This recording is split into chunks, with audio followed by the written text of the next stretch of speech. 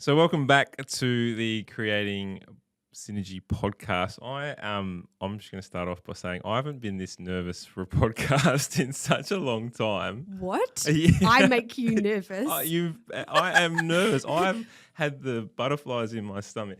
So I haven't even introduced you yet. That's how nervous I am. So we've got the amazing Taryn Brumfitt on the show, the 2023 Australian of the Year.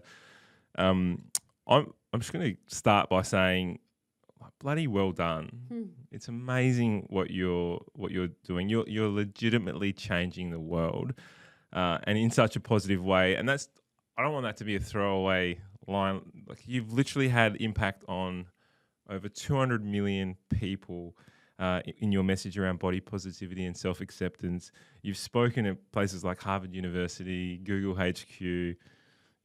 You know, obviously received the accolades of the Australian of the Year. That's just a trophy on the wall based on the fact of the huge impact you've had. So, I mean, how does it feel? Do you ever pinch yourself?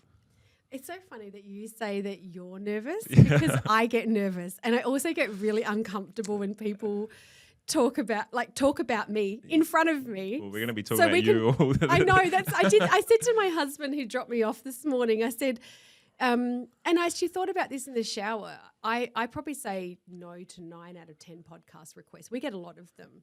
Brilliant. And I'm a very lucky one. Well, I don't want it to sound like that. I don't want to sound like I get asked all the time to do podcasts, but I don't do a lot because I don't know. I think because a couple of reasons. I was unpacking this in the shower because I like to be on the other side of the camera. Yeah. B, I'm a storyteller, but I prefer to tell other people's stories.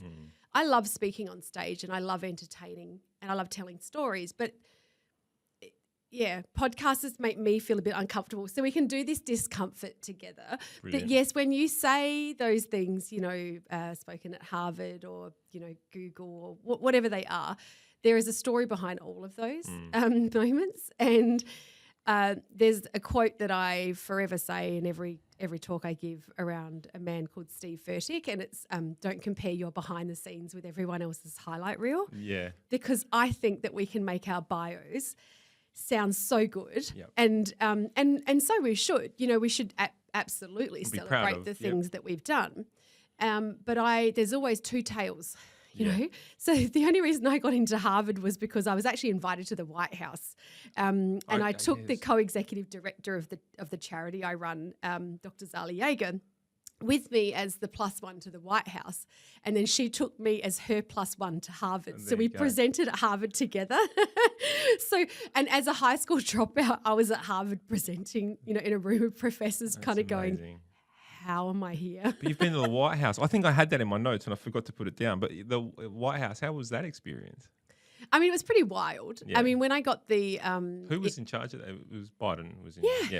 It was a legit invitation from the President of the United States to join him and Dr. Biden for a state dinner at the White House. And when I received the invitation, I was actually on set creating Body Blocks, which is our early childhood resource, and I was sort of directing this shoot, and I saw the email came through, and I let out like a oh, and everyone looked at me, and I was like, and nothing, sorry everybody, sorry, and then I sort of excused myself from set and ran off and contacted my mum. I'm like, Mum, you're not going to believe this, and she goes, oh, Taryn, it's a scam. Possibly, it could be. She said it's not real, and then I took great delight in getting a photograph with the president at the White House. That's amazing, and maybe stole my name tag. So there you go. This isn't actually in my questions, but imposter syndrome. You said you were still nervous coming in. Like, do you ever think, oh my God, how am I in front of the President of the United States, possibly one of the most powerful people in the world? If you talk about your message getting out there, that's huge. Yeah, I mean, I've met lots of, incredible people and leaders in the work that I've been doing, but I think my upbringing has put me in good stead to not really be too overwhelmed. People are just people. I'm as, just before I came in here, I just bought a big issue, and I was chatting to the guy downstairs, and I'm fascinated by all people, but just because of someone's status or power it really doesn't affect how I feel. So, yeah, of course I'm like, oh my gosh, I'm in the White House. Like, Yeah. haha, like in my head. I mean, based but I on don't historical, like the White House is an iconic. Of course, but people are people. And Yeah. my dad always taught me that we all come into the world the same and we all leave the same. So we always treat and respect people equally. So that's really important for me. But also, for me, it's always about what can I get from this to help people. So when everyone was rocking up to the White House in their ball gowns, I had my books, Embrace Your Body books. Yeah. I mean, I wanted it for Dr. Biden because she's a school teacher. Yeah. That was actually my beeline that night. Was wonderful, lovely to meet you, POTUS. Yeah.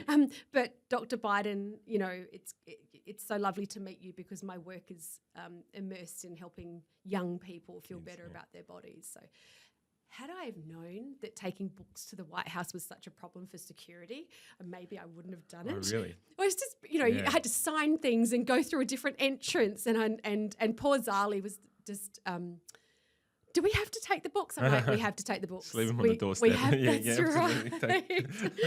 But yes, it was a pretty, I tell you something about the White House that I really enjoyed. There was a couple of things, but it was watching people in that room, very, high-powered, important people, be sort of, not equalised, what's the word? Just to sort of, no one was more important than the next. Yeah. And it really grounded people in a way that I've not often seen. And there was a time in the speeches where the president, he made a joke and he said, if anyone wants to take anything from the tables, feel free. Yeah. And then our Prime Minister got up afterwards for his speech and he said, hey, security, don't check the Australians' jackets or purses because they'll have something. 100%. And then at the end of the night, all these people were grabbing things from the table. And I was like, yeah, look at us. We're all just the same at the end of the day.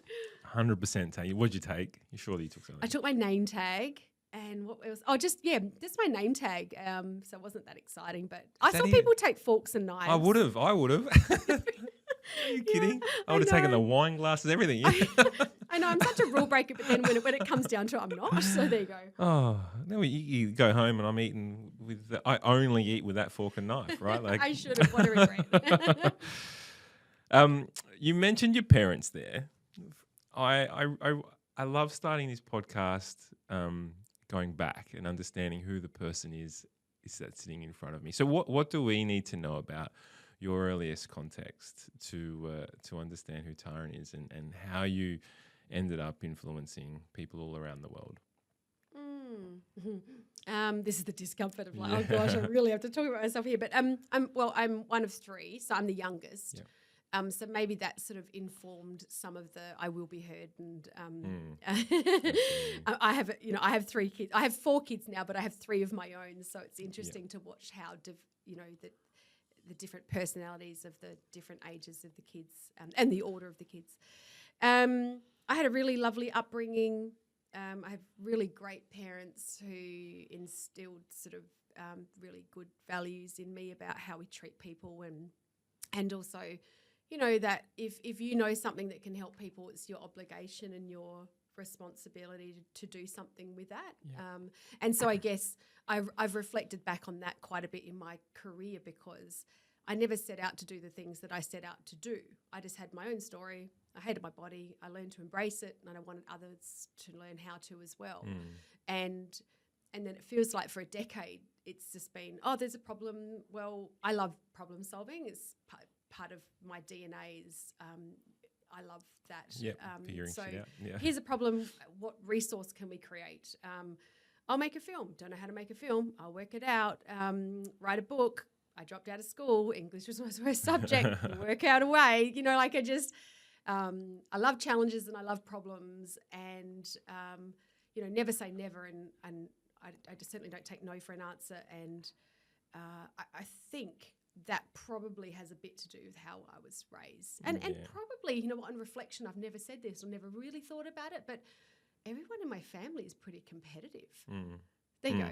Yeah. That's just landed for me today. And I guess that's what I'm hearing is the values of grit and persistence, right? That that it seems like that you've got this ability to go, oh, well, let's figure it out and just keep pushing through, stepping into the ambiguity, stepping into discomfort. Yeah. I've watched all your documentaries, and I know, and we'll talk about the third one that's coming out shortly. But I mean, so there might have been some really uncomfortable moments for you in those. Not to mention, let's just get onto the subject of that photo, the viral photo where you've put that out and the whole world has basically seen this thing. Yeah. This is kind of where it all started, wasn't it? Yeah, it did. And, I didn't really overthink that photo too much. I posted it, and then what happened next actually changed the course of my life forever. Were you involved in the whole embrace stuff or body image movement before that photo, or is it just that's kind of how it all started? No, that's how it all started. So, and it was the only involvement I had in body image was hating my body and then thinking that I needed to make it look different to feel better about it. Hence why I did the fitness competition, bodybuilding. So it was, I think it's 2013. So it's a long time ago now, and it was at a time in the world where people were still confused about what body image even meant. Like, it was a really kind of newish concept to many. Of course, I'm not saying there hasn't been decades of history around body image and people advocating for better body image for a long time, but the general population just were like, oh, is this a thing? And then people connected because of that before and after photo, and many other resources too. But that before and after photo unlocked, I think, a lot of trauma within people, that they related to my story and went, oh my gosh, I feel like this too.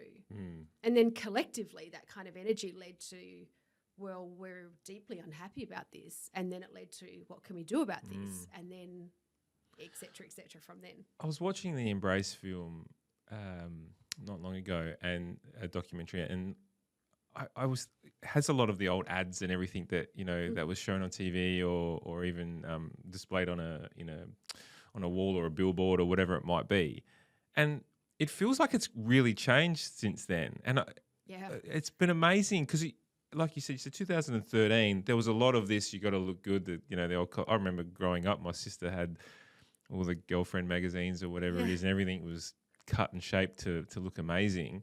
But now it's completely gone the other way, which I think is really, really good. The issue's still there though, isn't it? It is. I mean, that film Embrace came out in 2016, so we were still just talking about magazines and photoshopping. I mean, correct. My goodness, we weren't even talking about AI and what's happened since 100%. And filters and so look, there has been a lot of change since then. Change will always happen at the rate that it does, but at a fundamental level, everything else can change around us, but nothing can change the way that we feel about our bodies. Like, we don't have to buy into whatever the next new fad is or the beauty ideal of that era. That's the power of this, that we all have a sense of agency that we can connect with and make better choices, no matter what bullshit we're fed. We don't have to go there. And that's, I think, I often get that sort of question asked in the US in particular, Good Morning America or the doctors, Taryn,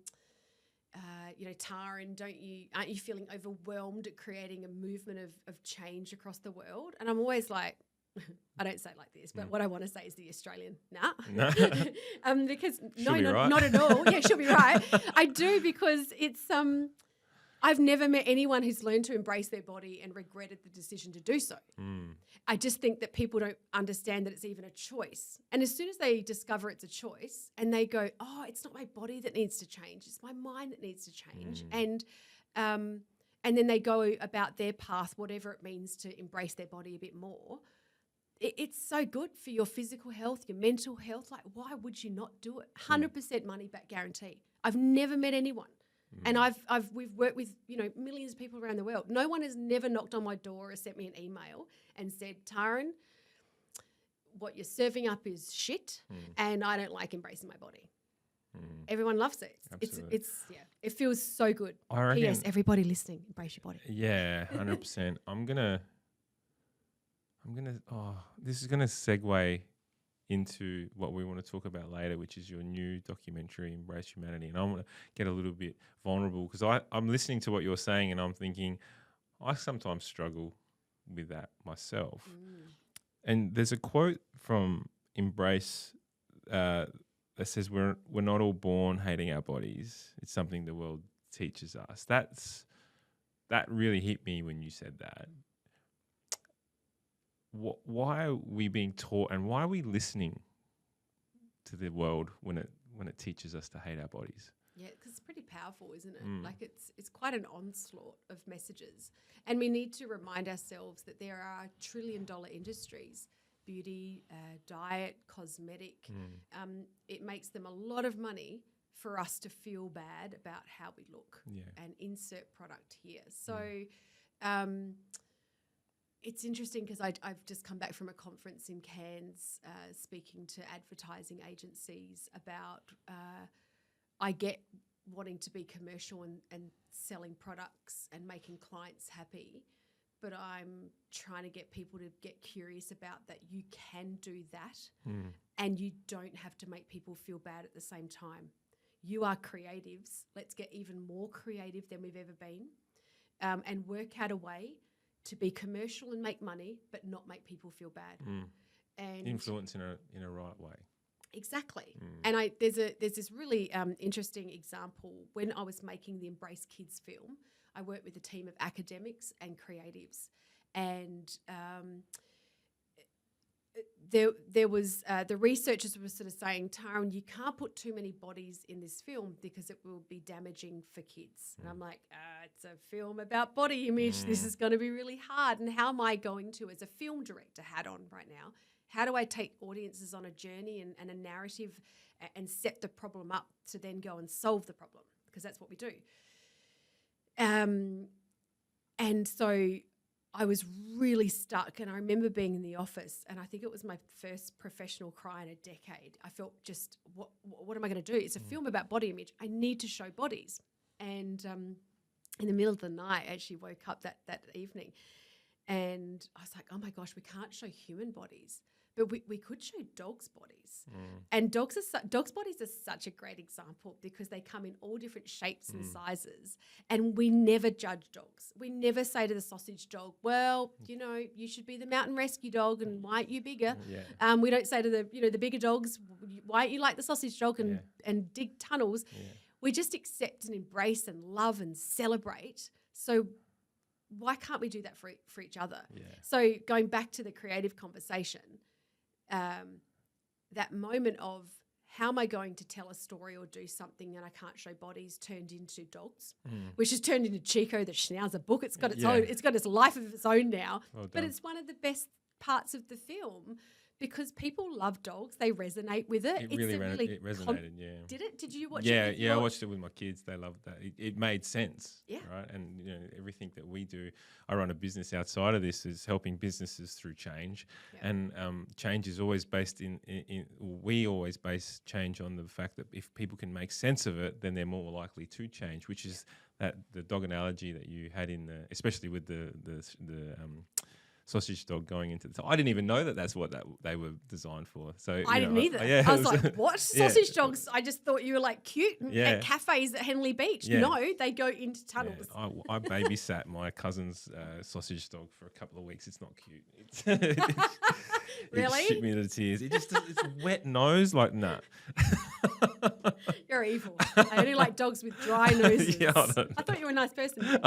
I thought I was too. But can I just close the loop on that? Can I close the loop on the creativity that we solved that issue and we didn't have to make people feel bad. On that occasion, we didn't have to show bodies. Yeah. So it's really powerful. Anyone who's listening that kind of goes, well, how am I going to do something? Well, dig deeper, go further. Yeah. The solutions are there. Yeah. Hey, I can help you with that now, coming up with all different solutions. Exactly. There was another thing that you said in Embrace that hit me, and I spent 3 days trying to figure out how to ask this question because I haven't, and I don't think I've even landed on it yet. But you said your body is not an ornament; it's a vehicle. Mm-hmm. And in saying that, we know that sugar. We know that tobacco, alcohol, like all these things are really harmful for us. Can people, can they use embracing their body as an excuse to do harmful things to them? I mean, we know that vegetables are good for you. We know that legumes and all the other amazing plant-based products can do amazing things. It increases performance. It does. Is there a fine line there? There's no line. It's actually it's really awesome that people who embrace their bodies are more likely to eat fruit and vegetables. Yeah, they're more likely to move their body. Yeah. They are less likely to smoke, drink, take illicit drugs, vape. Because they're more conscious about. Well, because embracing your body is about respecting your body. Yeah, it's about moving your body, nourishing your body. So I think anyone who thinks that embracing your body is eating 20 donuts on the couch, gives you an excuse to, actually, that's not the message of embrace. Yeah, okay. And I think that's where some people way back when maybe thought it was. But I think that's why I keep showing up in the world going, look, running marathons or here I'm at the gym, because I don't want anyone to think it's not that. Yeah.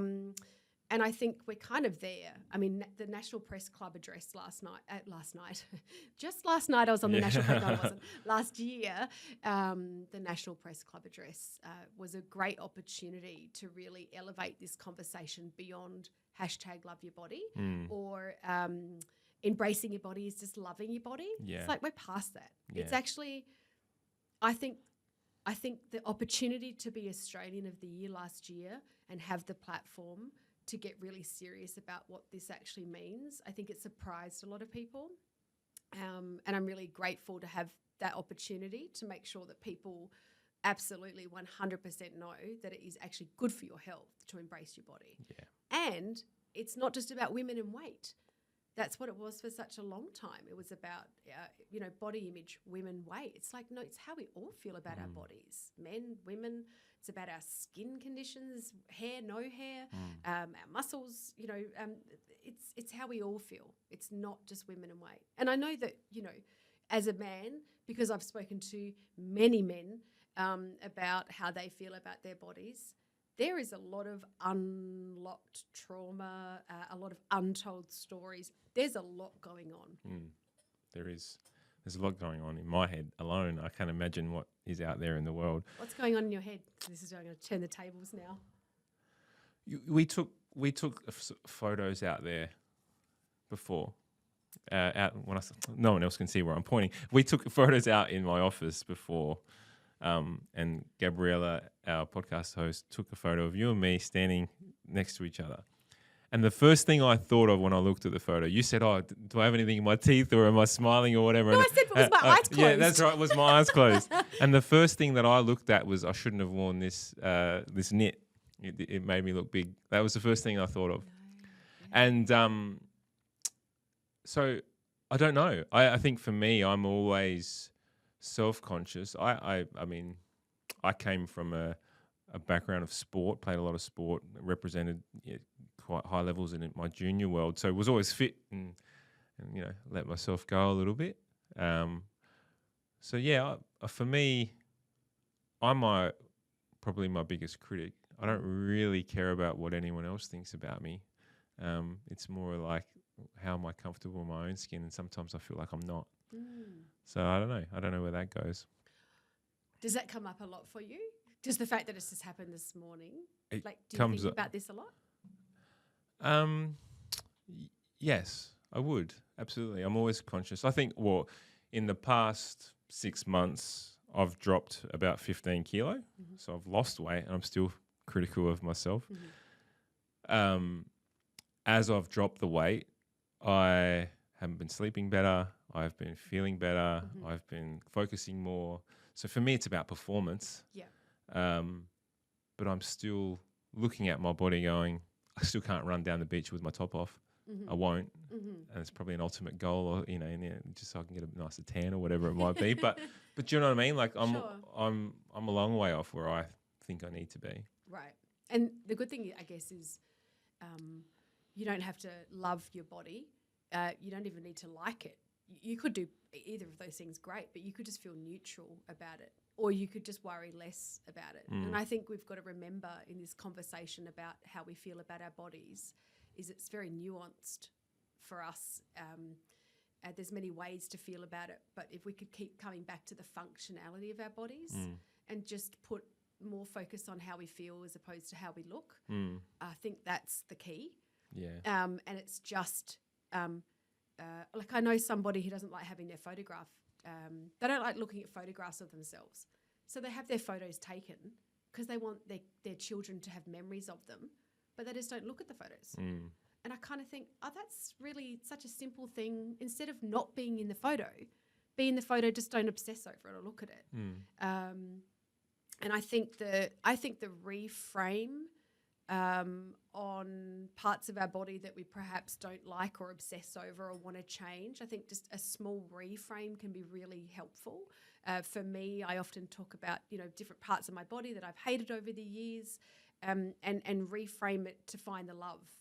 And there's always a bit of love there, arms that wobble, they hug my kids, or, what my body's done, it's housed 3 children, it's birthed 3 children, my legs, I could obsess over the cellulite and the stretch marks when I'm at the beach in a bikini, or I could think, my goodness, they've run marathons. They take me up Mount Lofty. Yeah. I danced in my kitchen last night. Like, there's just so many reasons to appreciate our bodies. And if we could appreciate the functionality of what they do for us, I just think we put so much emphasis on so many other things, but these are they're miracles. They do a lot, you know. We focus on our cars. We take our cars for service.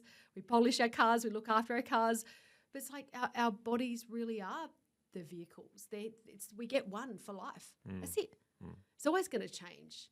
They're forever evolving. They're forever changing. And I think if we just can pull back on the hate a little bit and just be like, oh, well, maybe I could just be grateful for. So how do I pull back on the hate? Yeah, I think it's definitely catching the thoughts. I think it's making a decision too. How does this serve me? How does this make me a better leader, a better entrepreneur, a better person, a better parent? Like, is this serving me? Is this narrative serving me? Are those thoughts helping me? Are they fueling me to be better? No, would be the answer to that. So I think the choice comes first. Okay, I'm going to learn how to embrace my body a little bit more. And then it's about immersing yourself in the many and varied evidence-informed resources or the creative resources, the storytelling, talking about it can be really helpful too. Yep. I think that's what the direction for men that we must go is, opening up all of the hidden stories that perhaps 10 years ago when I posted that before and after, what it did back then, that's what needs to happen now. Yeah, absolutely. Men are less likely to open up. I think it's my job to open up on this podcast, but I normally wouldn't talk about this stuff. The thing I'm thinking about as you're talking there is I'm my own biggest critic. And I think most people are their own biggest critics, right? And I demand the highest quality of for myself, right? And this is sort of habits that I've built on as a junior. Growing up, I've always thought, if I'm going to do something, I'm going to do it well, and I'm going to do it bloody well. And, we spoke, you mentioned about your family, potentially the competitiveness in there. I'm very competitive. I just am. And I'm not necessarily with the world, although my team might argue that. I'm very competitive internally. And I look at things that I've achieved around, and I look at the family I've created, which, for me is the best thing I've ever done. Where I live, the house I live in, the people I surround myself with, the people that I've connected with, like all these things. And they're like tick, tick, tick, tick, tick. And then I look at my own body and I go, it's the one thing I'm failing. And I think that's the thing that just keeps getting at me over and over and over again. And I'm failing not because my weight, not because I feel like there's these habits, like really deeply ingrained habits that I just cannot break. You know, when you're feeling tired, the first thing you do is you go to the pantry and, you know, pull out the Nutella or whatever it might be and have some biscuits and whatnot. How, if we're going to look at change within someone's own behavior, how do we, what's the root cause that we can look at? Like, yeah, I think that I don't really know how can we stop demanding so much of ourselves in that space? I think, and remembering I'm not a psychologist, No, so I'll correct. speak anecdotally and also from my observations of what I've seen in others. But I think there's a way of being around being hard and fast and more and push that we think that for us to get the highest of performances that we need to be really hard on ourselves to get there. I know that's a big narrative for people, but what we've found in the space of body image is that self-compassion is really important, to be kinder to ourselves, to look after ourselves. And that was actually a massive shift for me because I was wired in that way, the hard way, and I was always rewarded for that, even stepping into masculine in my leadership to get what it is that I wanted to get, and I would get it. And then the cost of that was me and was my health or my physical health or my mental health, like what it took to get some of those things. And I think it's only been maybe in the last, let's call it 5 years-ish, that I've gone, oh, there's a softer way, there's a kinder way, there's a path of less resistance, and that is being kinder to self and self-compassion. So we're often so able to give it to everybody else, but it's so hard to give it to ourselves. But I think if we could wrap our heads around that concept, which is actually a pretty easy concept to get, right? Yeah, you know, absolutely. Be kind to yourself. It's a much nicer place to be. We've all got that person in our head. Yeah. It's really taming that, isn't it? Yeah, Dr. Jekyll and Mr. Hyde. Yeah. And I don't know, you know, the more decades that you have, the more you're able to sort of soften in areas, reflect on others. And, you know, I'm 47 this year. And I'm like, oh, it took me a good chunk of my life to discover the other way. But I guess it's talking about it and having podcasts like this and having conversations that someone might listen to this and go, oh, I hear what Daniel's saying and I'm not very kind to myself and maybe I could be. And what can I do and what can I practice? So I don't know if that's answered your question, but I just know from a perspective of being a human being on this planet that why wouldn't we be our own best friend? Why wouldn't we back ourselves and be kind to ourselves like we are to our loved ones? Yeah. Why? There is no reason. As you're talking then, I remember something that a coach that I worked with, business coach, but nonetheless a remarkable human, he said to me, it's funny as you're talking, I haven't done this, which is probably why I'm so, because imagine that you're talking to yourself, like pick up a photo of your 5-year-old self and talk the way you talk internally to that kid that's in that photo, and you wouldn't be saying half the stuff that. No. And maybe I should go back and look at that and revisit that. Yeah. What a great exercise. Yeah. And do you know what? This is the thing. Anyone who's listening to this podcast would be able to work out, because you're all very clever and smart, ways, once you've made the commitment to be kinder, if that's what it is, go find out all the various ways. You know, like we have so much information through podcasts, online, people. There's so much out there. Find what works for you. What was the turning point for you where you just became comfortable with it, or was it over time? I think it was standing on stage in the body that I thought would make me happy, and just realizing that I'm not happy. Physically, I might look a particular way, but mentally and emotionally and spiritually, I'm exhausted, and I'm not a very fun person to be around. I think it was getting that body that made me go, it's just not worth it. I do remember, though, isn't it funny, backstage, even looking in the mirror and trying to tuck some of my excess skin from my tummy down my like little silver bikini, and I've got glue even and stuck glue on my stomach to that little bit of excess skin after having 3 kids. So if I had kept going on that trajectory, I would have continued to have found things that I didn't like about my body. Because even in the body that I thought, here I am, I still was like, oh, this, or I could do better here. Yeah. And, yeah.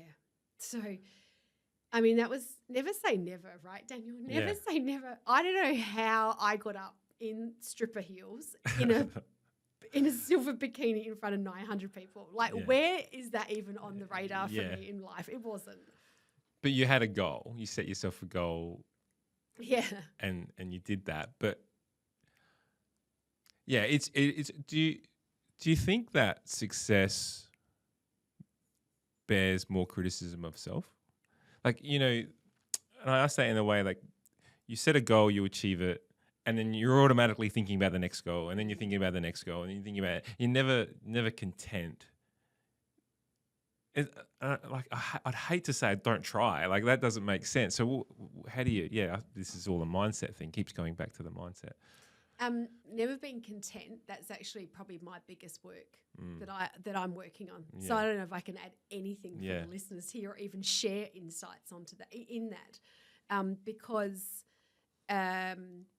you know, there's always a goal and reached and next.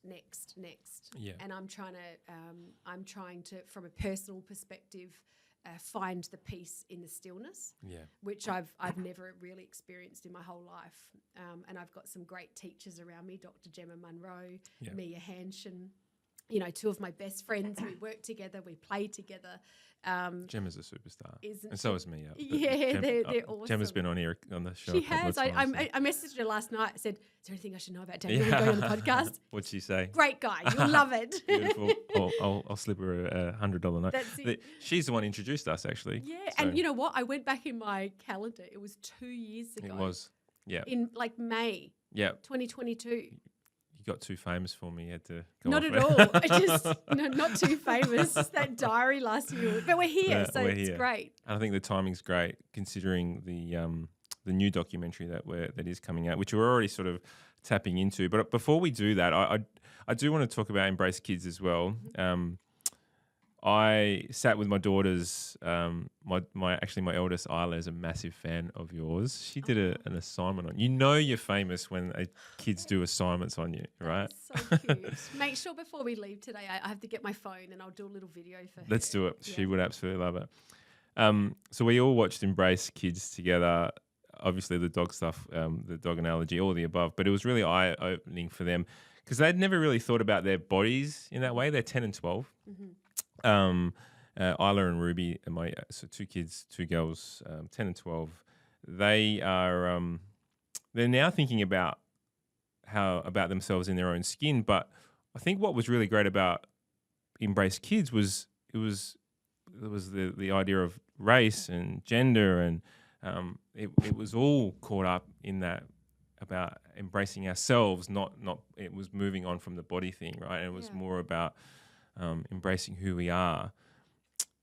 And I said to them, and well, actually, first of all, before I ask you the question, I want to say thank you because I think some cogs turned in their head that night. So and kudos to the work that you've done. But I said to the girls, I want you to ask a question to Taryn on the show. And so they came up with this. What advice would you give to those who are worried about being different? 10 and 12. Who asked this? There was both of them. It was my 12-year-old. Yeah, my 10 kind of went, yeah, that's a good question. I love it. I mean, I think when it comes to being different, and that is what Embrace Kids is really based on, is celebrating all of our differences. And when I talk to young people, I sort of get them to imagine what the world would look like. What would the world be like if we all looked the same? Like, how terribly boring would that be? Isn't that the little grey alien that we always see? All the aliens look the same. Imagine. Yeah. Like, and so they really get that. And I think when it comes to diversity, it's about getting curious and storytelling and sharing and unpacking and learning and growing together. And I think that's in the Embrace Kids film, showcasing so many different people from different backgrounds and different experiences. It was so lovely watching that film across Australia with loads of students and people going, oh, I saw myself in the film. Because there's nothing better than seeing yourself represented. Absolutely. And I think that's what we need to do in our approach to anything, whether it's in business, whether it's in advertising. When you walk down the street, I was walking down the city this morning and I was just like observing and looking around and just going, my goodness, all these different faces and stories and shapes and sizes of bodies. And I just think everywhere that we reflect that back in businesses or advertising, we need to show that. That's what it is. It's not what we've been dealt for such a long time. So diversity is beauty. It is. So as a father of two girls, now I'm going to ask a question from myself, who are both very active in sport. I find myself really balancing between the importance of eating well and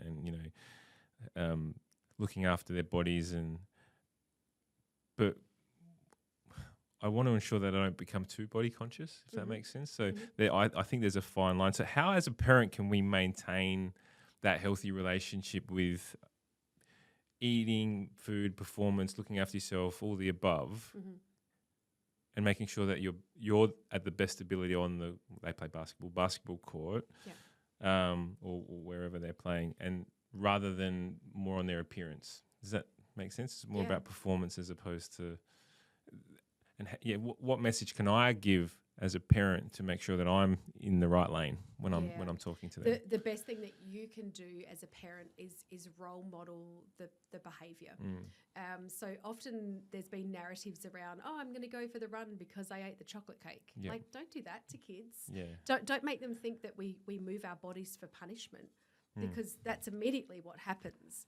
We don't want to demonise food. We don't want it to be good food or bad food. What we want young people to identify with is how different foods make us feel. So I often speak, I have 4 children. About to turn 18 and 16 and 14 and 12. And I'm forever talking to them about how much we ask our bodies to do. We ask a lot of our bodies. So we need to nourish them and we need to fuel them and give, so they've got all the energy that they need to do it.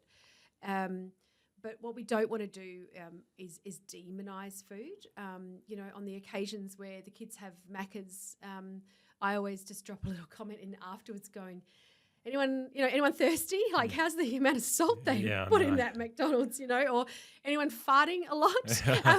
I just think those onion rings, they'll all of it will make you fart. But I guess it's just identifying that, if you eat particular foods that can make you feel in a particular way.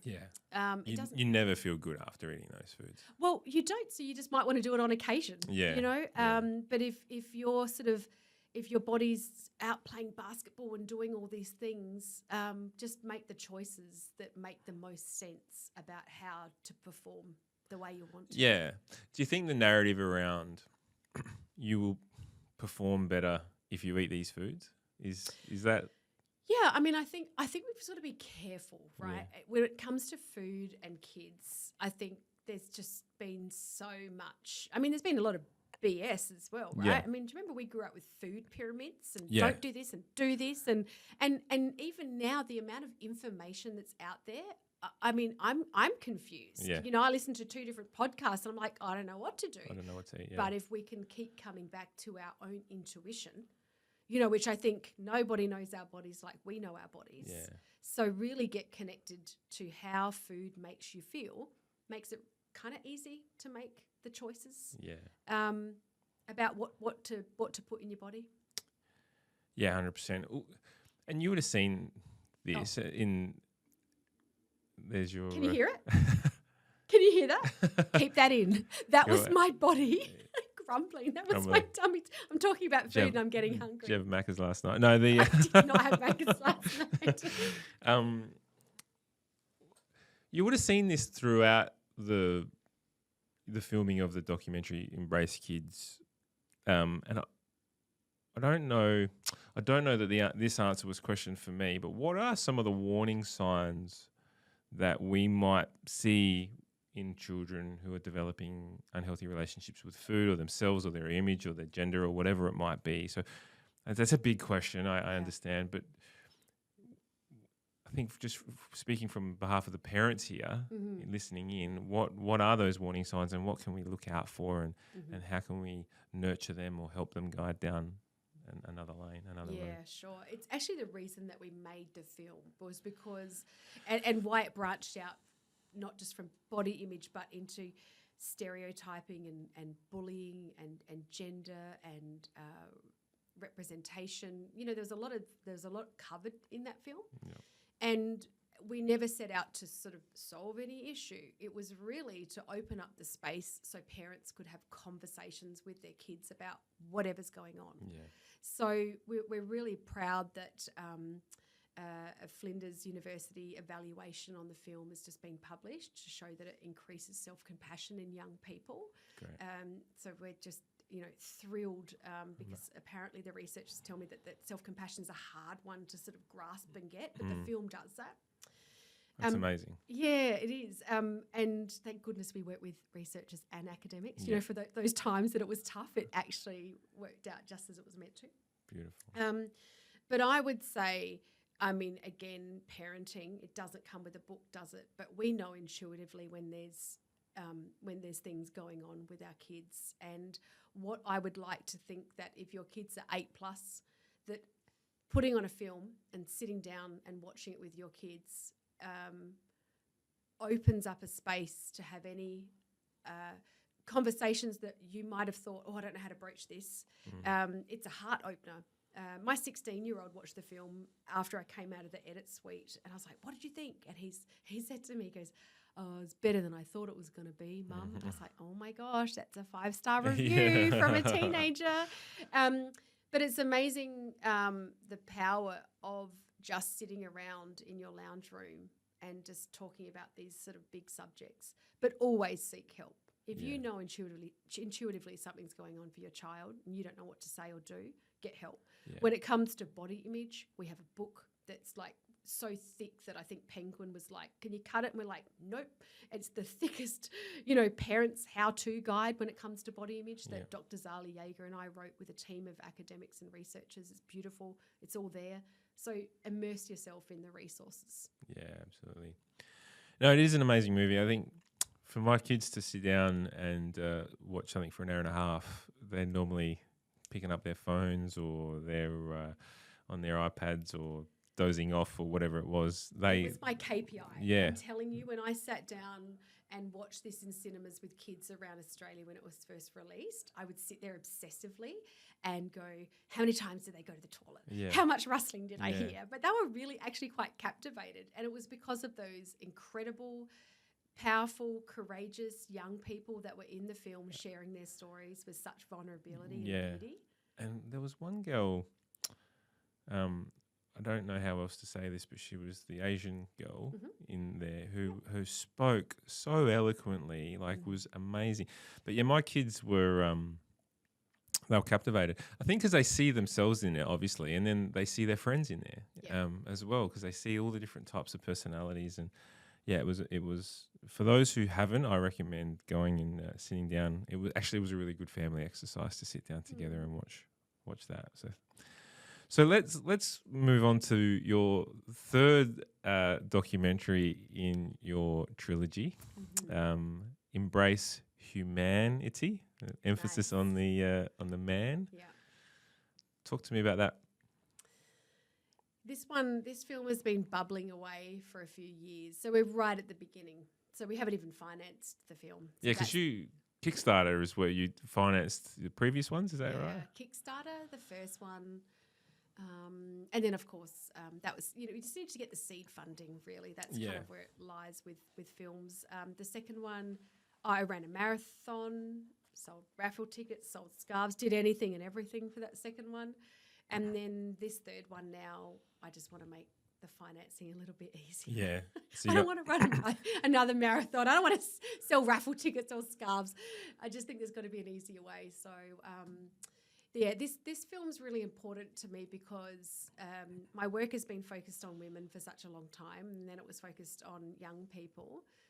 But for 11 years, I've collected in my head the many stories and heartbreaking stories from men about how they feel about their bodies. So there's so much to tell, and there's so much pressure from what I hear. So we're right at the beginning. It feels a little bit different, this third film for me, because I'm not a man. And so I've asked my boys to come on the journey with me. So my sons are going to be involved.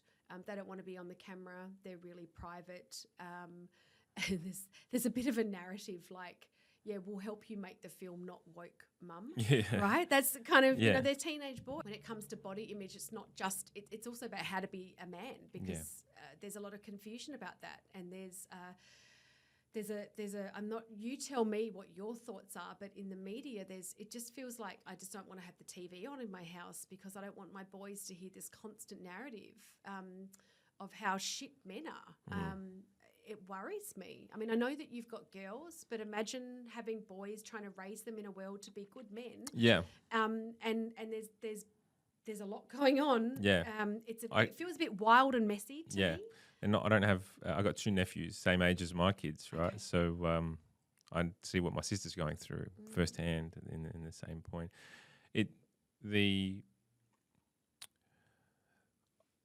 I do somewhat get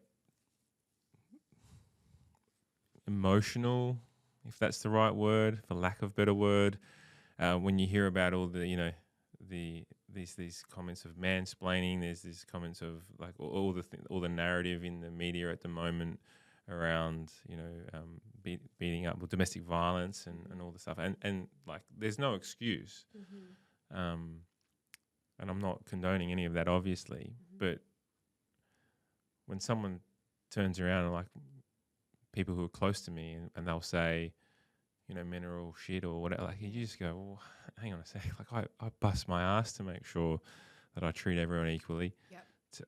So I know I shouldn't feel like I'm being branded or tarred with that same brush, but I'm a man, and men sometimes get but then on the flip side, I look at it and I go, well, we've gotten away with a lot for a long time. Now it's time that we face the music, right? Like so I'm kind of like, I get it. In this, I don't know where I sit. So sure.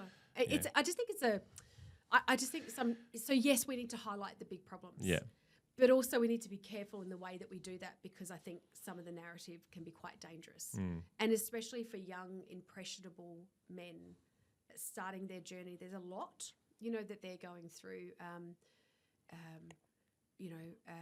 just the use of the steroids or be big, or what does it mean to be a man, or, it's complex, and it's going to take a lot of unpacking to create this next film. But I know that the vision, and like the first two films, this film will be made with a lot of love and a lot of light, and effectively we just want everyone to feel better about their bodies and who they are, a little bit more peace. And hence why it's sort of, I've named it Embrace Humanity, with emphasising that man, but I wanted it to be all as well. I think it sort of rounds out the docos that I'm hoping that we can get to the end of this one and kind of just go, it doesn't matter who you are, doesn't matter what you look like, shape, size, man, woman, however you identify. We're all just people on the planet. We've got really limited amount of time.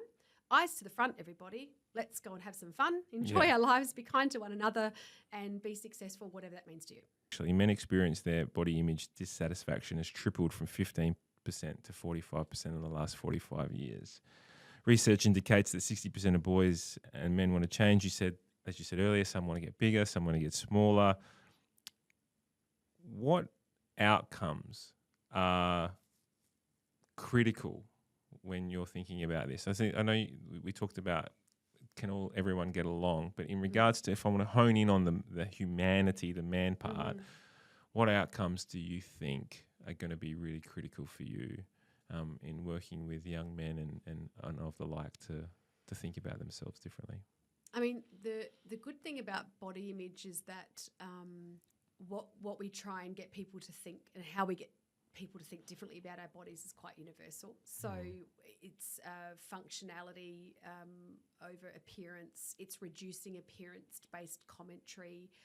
So a lot of the principles are going to bleed into this next film. It's actually kind of, I was going to say lucky, but it's not lucky. It is the way it is. It's helpful, I think, because there doesn't need to be a segment. You know, it's just we're humans. We have a very short time, 28,000 days to do and be. And I think what it is about what relationship do you want to have with your body? Because, and this is what I teach young people, is that it will set you up in life. It will give you the edge. It'll give you more energy. It'll give you more time. And as I was saying earlier, it just makes a whole lot of sense. Yeah. I don't know what this is going to do for men. I hope that it makes us all more understanding of each other's stories, more respectful, that we have more empathy. Because I think when we're talking about this sort of debate, it's not even a debate, what's going on in the world and this divide, I think more empathy on both sides and more understanding of why we're here can only springboard us to where we want to be. But if we just sit in this shit show of blame and making people feel bad and getting up on our soapboxes and saying big statements that isolated can be very harming and can set young people, in this case young boys, off, perhaps on an Andrew Tate road. Like it's just it's very sliding doors. Yeah. So yes, I don't know where we're going to go. I don't know what's going to unfold. It feels terrifying at this point in time, but I know that with the values that's within and the hope that sits within making this next film, I know that we'll get there. Yeah, absolutely. You mentioned a human being that that's never been mentioned on this podcast before, Andrew Tate, who's an out-and-out wanker. I'm just going to start with that. But young men without strong role models in their life can be drawn into this world of toxic masculinity, right? Yeah. So how is that kind of what you're going to try to combat? Is that something you're going to look at as? Yeah. See, I'm when making a documentary, I have no intention of trying to take anyone down, because I think throwing your energy on, whether it's evil in the world, I just don't think it's a great use of your time. Yeah. So I think it's just about highlighting the vulnerability of other people's stories, how we got here, getting people to be curious about who they want to be. Going back to the Embrace Kids film, I remember watching some young boys who I found out afterwards had played a role in bullying some other kids. I saw their reaction to the bullying scene in Embrace Kids, and it hit them hard. These young boys that are tough and, you'd call them a bunch of smart asses, It got them good. Yeah. And I'm hoping that's what we can do, is unlock some of that storytelling in Embrace Humanity that maybe make people think twice about being an asshole, or maybe think twice about following that person that really is just being destructive and hurtful and harming people. Yeah. Again, I don't know, Daniel. I don't have the answers yet. No, I'm really excited about where you could go. It's a huge topic. I mean, so the whole topic is huge, isn't it? Right? Oh, it's so fraught with danger. Yeah. The feminists are gonna hate me, and then there's just gonna be so many people that don't get. It's just gonna be controversial, I think, no matter which way I make this film. I could just see. Anyway, I shouldn't predict it. I mean, I mean, I'm a feminist, right? I just think there's groups of people that are so noisy and loud in their opinions. And as a director and as a human being, I'm going to have to be stronger than I've ever been to make this film. And I think that's probably what terrifies me a little bit. Yeah, I'm not going to lie. When you told me that you were going to make another documentary on men, and then you asked me, can we actually talk about it on the podcast? Because I want to start thinking about it, and it might be a good conversation for us to have. The first thing that went through my mind was, ooh, everyone who loves you is not going to like that, right? just on the back of, I'm thinking about people in my circle only, obviously. Yeah. They all love you and what you've done for the female body image and children and the like, and you're almost like a saint to them in that space. But now you're going, I instantly thought, don't come on the podcast. Don't get Taryn on the podcast, who's done this amazing stuff in the world, and you're going to speak to her about men's issues. Like, it was actually the first thing that went through my mind. That's so fascinating that you say that. Yeah. But there's also, there's two sides to that tale. Is that it's not just about, body image is not just about women. It's about how we all feel. But also, for us to all do better for the next generation, we all need to unpack and pull out those feelings and emotions and thoughts that we've got, in particular men, so we can all move forward together. Because this is not a woman's issue to solve. No. That's happened a few times. It's like, no, we're all in this together. Yeah. So that's why I kind of think this sort of rounding out of bringing men into this conversation more than they have been previously will be good for everybody. Yeah. This is a business podcast, so I do want to ask some questions around the business world. Obviously, again, as you know, the company I run is SynergyIQ, and we're all about change and how do we help people make sense of change and build the change maturity of an organisation whilst helping them execute it as well. And so when we're thinking about this whole body image, I was kind of going down the lane. There were so many different questions I could ask around how we would do this, but realistically, it's just a very simple question. How can businesses and leaders help their employees and their communities embrace people for who they are and their bodies and all the above? What can we do as business leaders to embrace the world of embrace? I love that. Thanks. It's a great question. We're just putting the final touches on an Embrace at Work course program, if you like. I mean, I do a lot of keynotes around the world for large organisations, and they're always sort of saying to me, we want more. What can we do beyond this? In our training. So I've been working with a couple of people to design this Embrace at Work, and I think for a long time in our wellbeing programs, we've not really considered body image, and it's actually really interesting that no one's doing it. So we're going to do it, and it makes sense that we do. Because we know that people who feel better about their bodies are better performers. It's good for staff retention to have a workplace where people feel accepted and welcomed, and so I think it's going to be a little bit of education as to why we would talk about body image in the workplace. But there's some really easy facts and evidence that shows that it's good for business. And it's good for the world, and it's good for physical and mental health. So let's do it. Yeah, brilliant. Do you think that businesses and leaders and corporations have a responsibility to do this? Like, this is, because there's a lot of diversity, inclusion stuff out there, but like, is it a responsibility that they need to include body image in part of their? I don't think it's a responsibility. I think it's an opportunity. I think it's an opportunity for your business to grow, do better, be better, have healthier, happier employees. Yeah, absolutely. So it's not a responsibility. Those who are smart are going to be the early adopters of talking about body image and getting people to feel good in their bodies. Brilliant. So in all your travels then around the world and working and keynoting with a lot of these companies, the Googles of the world and whatnot.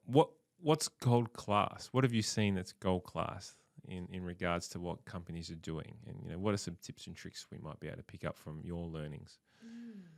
Gosh, that's a good question. Gold class in terms of embracing body image and embracing diversity, embracing everything that you speak about in your documentaries. It's less of the gold class organisations that I've worked with do this. It's actually, I think it feels to me less about that, but more about actually the companies that do it because they believe in it. There's a lot of box ticking that I see in organisations, like we do this because we have to, or because someone's going to tell us that we should and we haven't, or we're going to get caught out. There's a lot of that still goes on.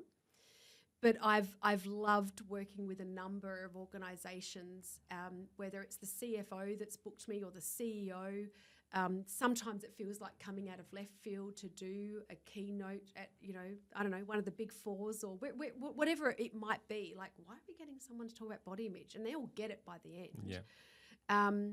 But I think it's from the top down, we must stop thinking about these things as being responsibilities and something that we have to do, and open the doors up to it's something that we want to do. It's an opportunity for us. Yeah. It's just a different mindset. I love that. And when you said it, obviously last question I asked you about the opportunity, I hadn't actually thought about that way. Yeah, and I think if you're a leader listening to this and you do have that sentiment of, like I've got to do this, it's like, well, don't do it in the way that perhaps is being prescribed to you. Yeah. Find a different way that's more meaningful and heartfelt that you and your employees can connect with. Yeah. So I can't give examples, but just dry delivery as a concept. It's like get creative just around that. Yeah. Like make the things that you talk about really meaningful. And if you're going to do that, it has to feel that way for you. I think you said it earlier in the conversation about get creative, right? I think when I asked that question, or when I wrote that question down, it was like, well, this is something I want for my people, right? So I don't really know how to do it, but I actually really want this. Yeah. And that's why I was like, actually, this is my responsibility that I should be doing this. But then you phrased it as an opportunity. I'm like, actually, no, I have to do this. Yeah. It wasn't, it is just a different perspective, which I think is amazing, because you're right. If you do this and you get creative in how you can make people feel more included or more less self-conscious or whatever it might be, then naturally you're going to reap the benefits as a business anyway. On top of that, so and it feels good. It does. So correct. I love that. I think it's Yeah, I think it's really, and no one likes to question their own, like it's growth. It's opportunity for growth. Yeah. I think that's what it comes down to. Absolutely. If you feel like you're just ticking the box, then I don't know, maybe you should stop ticking the box, go do something else. Have fun with it. Yeah. I think sometimes what gets in the way of the outcome is happier, healthier people, people feel included, people feel seen, people being happy. Like I think that's awesome. But I think when I talk about the dry application, I think that's where we must, as leaders, get creative or get other people in the room outside of ourselves about the delivery. I mean, you this is your world. I just know that this is the principle that I adopt to everything I do. It's actually something that's really fundamentally important to me. So, for example, when we run events, my team knows if I see a pull-up banner, I'm going to be furious. Like, surprise and delight me at every opportunity. I don't want to see things done the same way. Yeah. Find the alternative. And it actually makes it really fun. Yeah. And I think that's actually how you get shit done well, is saying, do not deliver anything like I've seen before. Yeah. Novelty. Oh, but pull-up banners. Yeah. Sorry, have you got one in here? I loathe them. No, we got like I don't know, a little on-air thing. That's cool. I like that. There's a podcast that I listen to quite regularly called Diary of the CEO. Not sure if you heard of that. A guy by the name of Stephen Bartlett.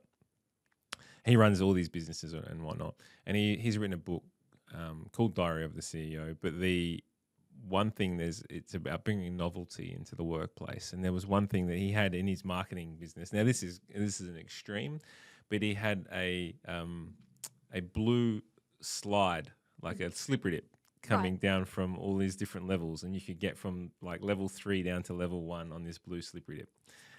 And the business in its own right, the marketing and the media, they were a successful business, but it was all around this slippery dip, this blue slippery dip, and it shot them through the stratosphere. And the fact that this is just something different, we haven't seen this before, and so he makes the point that doing things differently, bringing novelty into the workplace is something that can actually be of benefit to not only your people and your community, but actually from the bottom line of your business too. So, when you talk about not doing it the dry way, doing it in a nice, creative, novel way will reap you the benefits. A slippery dip. See, I want a slippery dip. Yeah, I know. Google have got one. Yeah. I remember going from, I don't know where it was, but it was this.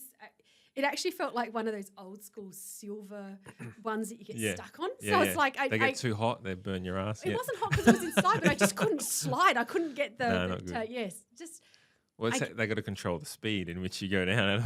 It's probably like someone in safety making sure that it wasn't too fast. Absolutely.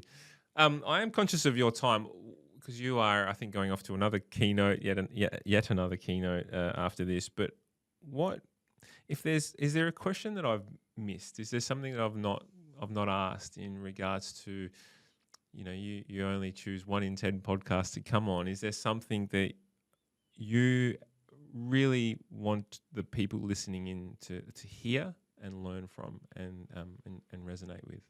I just remember up the front when you're talking about imposter syndrome. I remember a quote that's really helped me throughout my career, but even more so last year, was by Steve Martin. Yeah. And it's the comedian Steve Martin. Pardon? The comedian Steve Martin. Yeah. Be so good they can't ignore you.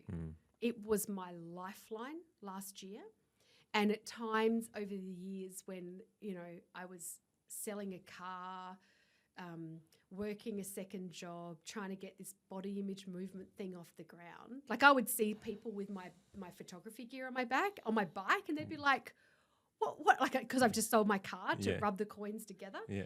Like, what are you doing, Taryn? Like, and I'm like, I just love riding my bike, fresh air. What a crock of shit. No, I just sold a car.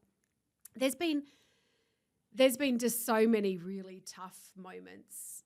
But really, I guess in life and in business, as you would know and we would know, it's not easy. And I just think for me that quote, "Be so good they can't ignore you," amongst all the chaos and the shit, and having a public profile wasn't easy, hasn't been easy. That's been one to hold on to. I thought to share that because it's what I think when times get tough. And it creates a sense of, everything we've heard today, you're so connected to your purpose, right? So serving up something half-assed is not going to get you the results that you're trying to get. Do you know what I mean? So if you're so good that they can't ignore you, then your message won't be ignored. Exactly. Yeah. So I think it's powerful. Yeah, I think it's just about to keep. Sorry, you go. Well, I think this goes along with a lot of businesses as well. We've had some amazing humans on this show, entrepreneurs. There's one that really sticks with me. Her name's Eloise Hall. Do you know Eloise from Taboo Period Products? Yeah. And her purpose, like, tell me something that is more powerful than what she's trying to do. But then it's about playing the game in how do I make sure that I can help more people in this world, right? And that's the ups and downs that business throws at you, and life throws at you. That it's not always going to be this smooth, straight sailing. And it's something that we talk about in change a lot.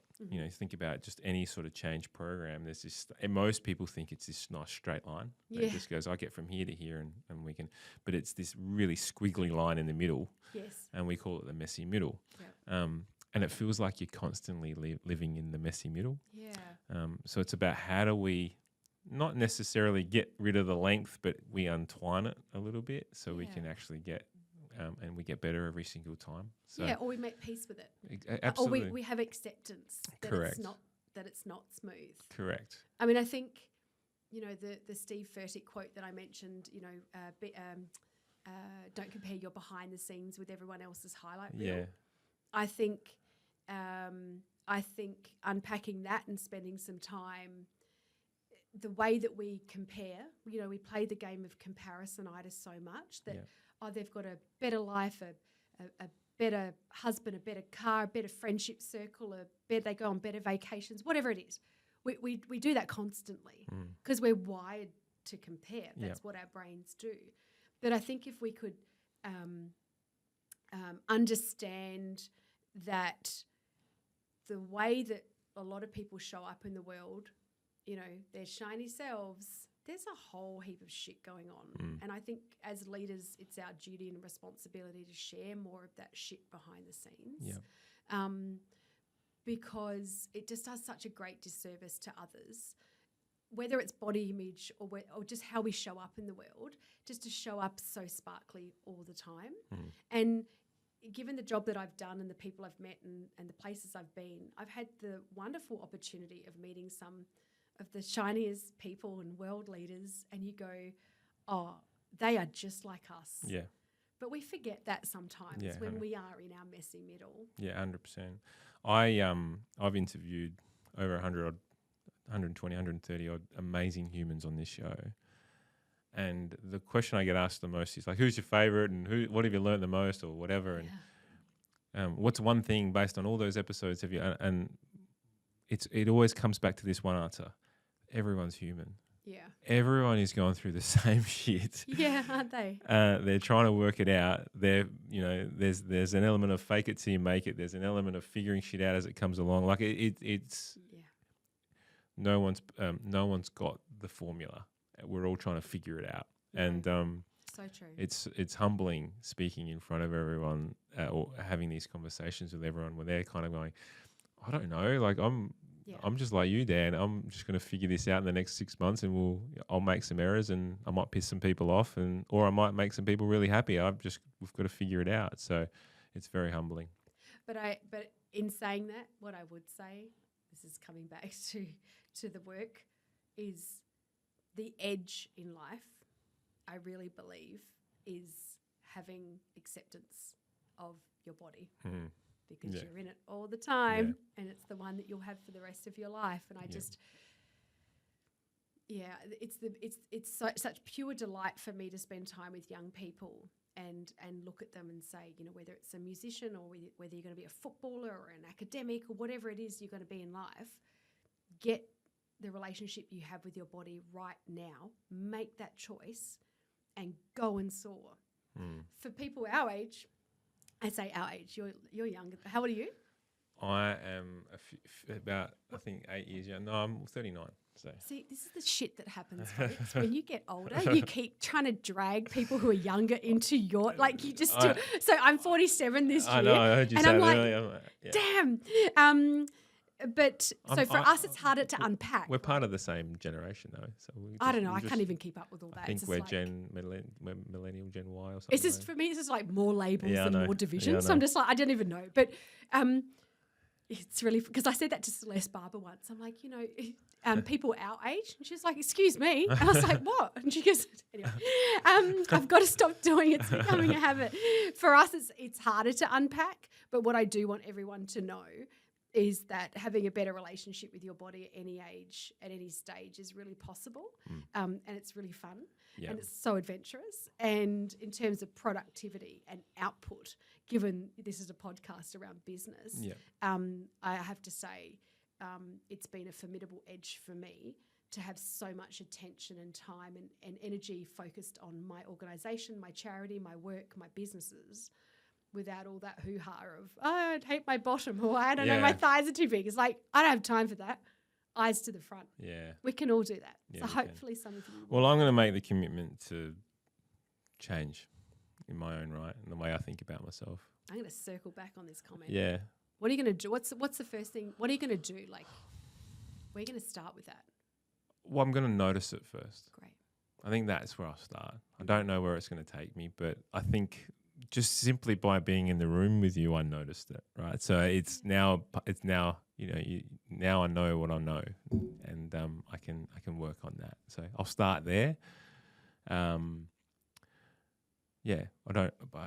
knows where the path might take me. But isn't that beautiful? Mm. And I think that's where most people become unstuck in their decision around wanting to create or make change. They think they have to know is it okay to keep going? Is it right? Yeah. I think people think they need to know the outcome or where they're going to end up, or they need to know the hows of every step along the way. It's like, no, that'll unfold as it's meant to. Yeah. In the time that it's meant to. Absolutely. But the fact that you've gone, I'm just going to maybe catch some thoughts, be aware, and maybe the next thing is I might just focus on my functionality, or I might find reasons to be appreciative and grateful. Like that's cool. Yeah. If everyone listening could do that, it's like a muscle. It's like a muscle you grow at the gym. You just start there, have your challenge, work on that. Once you've adopted that new philosophy of thinking, what's your next thing? Yeah. Beautiful. So these rapid fire questions, we'll get through them real quick. We're big readers here at SynergyIQ, big learners. What are you reading right now? Atomic Habits. Again. James Clear. Brilliant. This, I think it was, you've only got time. I want to talk about Atomic Habits, but anyway, this might be the same answer. What's one development book that you feel like that stands out from the crowd? I should know the title of it if it's a standout. It's the Jim Quick book around your brain. Limitless. Yes. Fantastic book. Amazing book. Yes. I love it. It's so amazing I forgot the title, but it is actually that amazing. It's called Limitless. It's called Limitless. Yeah, it's the best. I love it. I've read that a few times. Is this a rapid fire? We just want to keep talking sorry, about it. No, we can't. No, don't be sorry. But it's like, how good is that book? And I was actually walking last night and I was thinking, how much time do people think about their asses as opposed to their brains? That's what I was thinking. Like this thing that does it all. And anyway, that's he teaches you how to learn. So yes. Brilliant. What's one lesson that's taking you the longest to learn? Oh gosh. I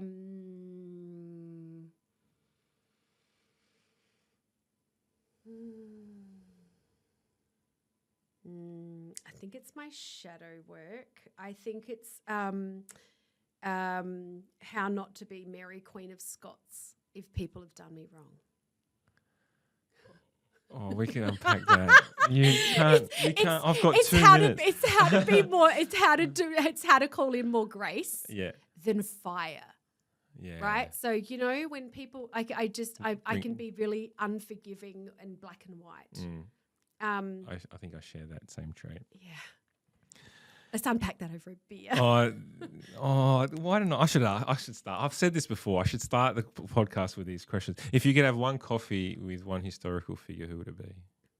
Oh, not historical or current figure. Who would it be? Oh, Madonna. Madonna. She's been my numero uno person that's influenced me most in life. She just gets it done, right? She is formidable, and at every age and at every stage. I've had some impure thoughts about Madonna when I was younger, so let's not go there. That's right. What's some of the best advice you've ever received? Oh, don't read the comments. Yeah, very good. What's one habit that holds you back, James Clear? What's a habit that holds me back? I don't know. I just said it a minute ago. I'm like, I must stop biting my nails. There you go. Let's use that one. What's your biggest pet peeve? Like, what pisses you off the most?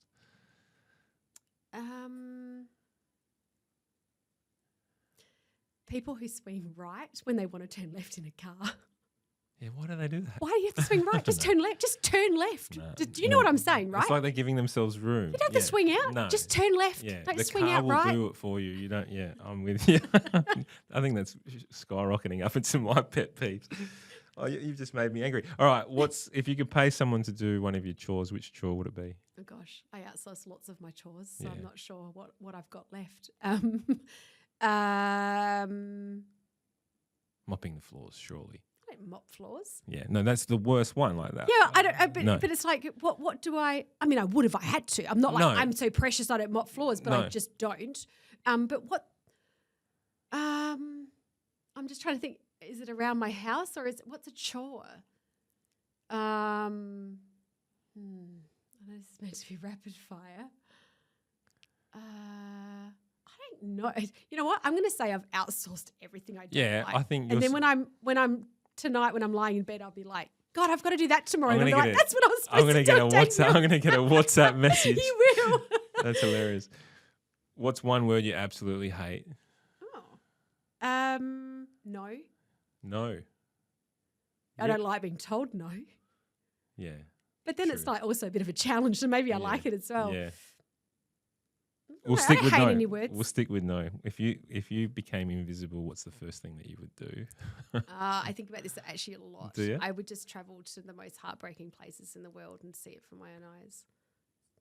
Invisible? Yeah. Why wouldn't you be there in person? Well, no, but if I'm invisible, I could be there. I could see things. I could be safe, and I could observe, and I could bring back stories and work out what's going. Yeah, I know that sounds really. I just think about that. No, that's amazing. I've never heard that answer. Most people just go like fly on the wall sort of stuff, but I just think about it all the time. I just think about some of the biggest, most. I think maybe that's the storyteller in me, the documentarian in me, is that I want to see some of this stuff so I can tell some of the stories, but I don't feel safe to go to some of these places. But if I was invisible, I could. Sorry, I know that was a bit deeper, but that's something I think about a lot. No, I like that. I'm going to think about that more often. What's the most useless talent that you have? Useless? I can't even answer that question because useless and talent don't belong in the same sentence. Some people are like, I can do this with my finger, like click my fingers in and out, but whatever it might be. But there's nothing useless about any talent of yours. It serves I know no what you're one. saying. None? Sure. Yeah, none. None? All good. Now, my favourite question of the whole podcast. What's your best shit joke, dad/mum joke? Now, listen, I'm not a joke teller. You're not? So I had to, on the way to this podcast this morning. You knew this joke was I had coming. important shit going down at work and I had people ringing and I was blocking people because I was looking at jokes. Thanks, Daniel. At least you were laughing when shit was going down. Well, that's well, yeah. So I found this one. Why do French people eat snails? Why do French people eat snails? Yeah, because they don't like fast food. That's horrible. I love it. I love it. Brilliant. Look, thank you so much, Taryn, for coming on the show. It's been 2 years in the making of getting you on here, but we finally did it. We sat in a room for an hour and a half and had an amazing conversation. Thank you so much for everything that you're doing in this world. There's a goal of mine that I have, which is, I want to leave this world a better place than when I got here, and have put a little bit of a dent in the world. And you've already done that. That's something that I look up to and I admire. And I think you're an amazing human. I think your cause and your purpose is so powerful. And please keep going. I know that you're looking at this next movie and you're feeling a little bit uncomfortable, or documentary, and you're feeling a little bit uncomfortable about it, but my ask is for you to just keep going on with this, because you are having such a positive impact. So thank you. Oh, thank you. And thank you for having me on. Let's not leave it another 2 years. Yeah, that's right. Yeah? Exactly. We'll do a part 2 once it's out. Yeah, for sure. Thanks everyone for listening. Thank you, Daniel. No worries. Thank you. We'll catch you next time, everyone. Take care. Thanks for listening to the podcast all. You can check out the show notes if there was anything of interest to you, and find out more about us at SynergyIQ.com.au. I am going to ask, though, if you did like the podcast, it would absolutely mean the world to me if you could subscribe, rate, and review. And if you didn't like it, that's all right too. There's no need to do anything. Take care, guys. All the best.